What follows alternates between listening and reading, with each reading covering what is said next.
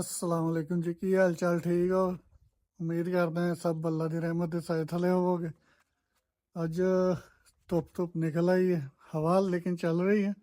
तो बारिश तो बाद और ओलियां तो बाद कुछ सब्जी वगैरह बीजी हुई सी। तो मैं चलो अज उत्थे जाके चेक करते हैं, नाले अज तुहानू भी चेक कराइए कि सब्जी वगैरह बची है कि नहीं बची। कद्दू वगैरह बीजे सी, मिर्चां, बैंगन और टमाटर।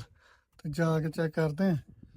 मेरे नाल अज कोई भी नहीं, कला ही हाँ। हैदर जड़ा बीमार पिया है और मुकरम जड़ा कम शम गया है, इस करके कले ही हैं। तो चलिए फिर जाके तुहानू सब्जी विखाने। आ जाओ फिर। हाँ जी, देखो जिस तरह देख सकते हो पौधे लगे ये बैंगना दे है, लेकिन काफ़ी नज़दीक नज़दीक लाए।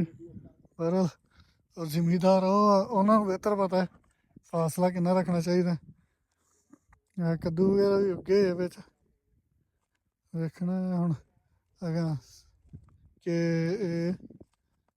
पैदावार किस तरह की दे रहे। बीज तो कह रहे थे अच्छे ने। और कद्दू जड़ा कहा जाता है कि बोतल कद्दू है, वो कद्दू सी। इस साइड ते जी प्याज लाया है, देखो ये तो मेरे जहन च नहीं सी है प्याज का।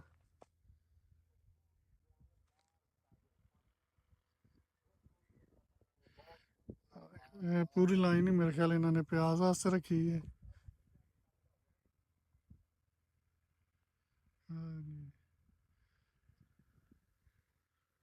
बाकी हम देखते हैं मिर्चा वगैरह या बैंगन वगैरह तो उधर नज़र आ गया सी। टमाटर तो मिर्चा वगैरह के पौधे किधर लाए वो वेखते हैं जाके।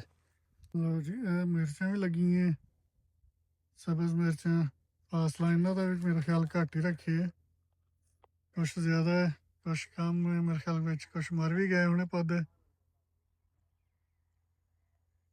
देखांगे अगे कि वैसे तो हजे तक भाई जी जिन्नियां इत्थे मिर्चां आंदियां दुकानदार लियावे, फेरी वाला लैके आवे, वो तो बहुत ज़्यादा कौड़ियां होंदियां। हुण ये मिर्चां जिहड़ियां आप लिया के लाइयां, ये वेखना ये कि ज़्यादा कौड़ियां होंदियां या कि नॉर्मली खाण दे काबल होंदियां। वेखांगे जदों ये फल लगेगा उदों पता लगेगा। लो जी, यही कुछ सी। बाकी हुण ज़्यादा तो नहीं, मेरा ख्याल शायद दो बंदे मिल के लैके आए थे तो उन्हें भी लाए होंगे, तो इस करके पौधे थोड़े सी। ज़ाहिर गल है फिर दो हिस्सों च होने तो उन्हें अपनी जगह तो जाके लानी है। बाकी तुहानू विखाने गंदम, देखो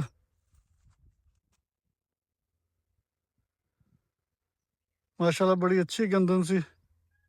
ते नेरी दा करके हवा बारिश ते ओलें दा करके सारी गिर गई। बड़ी मेहनत की सी इन्हें, ऐसा नहीं लगता मेरा। लेकिन थोड़ी जी गलती यदि अपनी भी है ये कि बैक टू बैक पानी मिलिया सीगा फ्री नहर का आया सीगा, तो लालच दे इन्हें तकरीबन 2-3 हफ्तियां दे जिहड़ा है ना 2-3 पानी ला लिया सी। उस तो बाद फिर बारिश ने अपना काम विखाया। पर लो बहाने बनने होंदे इस चीज़ रिजक दे, वाधा घाटा। नहीं तो माशाल्लाह गंदम मेरी बड़ी प्यारी सी। लो जी, हुण असीं आ गए अपने खेतां 'च। ते इत्थे भी कणक दी तुसीं सूरत हाल वेख सकदे। इत्थे भी कणक गिरी है क्योंकि इत्थे भी पानी असीं लाया सीगा। ते उस तो एक दिन बाद ही जिहड़ा है बारिश आई सी। वो हल्का स्पैल सी कल वाले स्पैल नालों। कल वाला स्पैल ज़रा ज़्यादा सीगा।